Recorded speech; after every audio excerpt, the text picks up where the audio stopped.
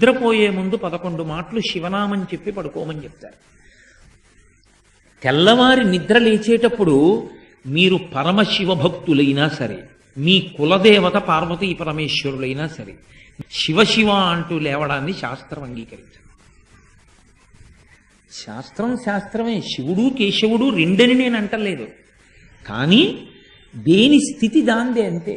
నిద్ర లేచినప్పుడు మొట్టమొదట నోటి వెంట పైకి రావలసినటువంటి మాట ఏదో శాస్త్రమే నిర్ణయం చేసింది. ఇంకా వేరొక మాట ఏదీ నోటి వెంట రాకూడదు. మొట్టమొదట తెలివి రాగానే రావలసిన మాట ఒక్కటే, అది 3 మార్లు పలికి లేవాలి మనసం మించేని. శ్రీహరి శ్రీహరి శ్రీహరి అన్నారు.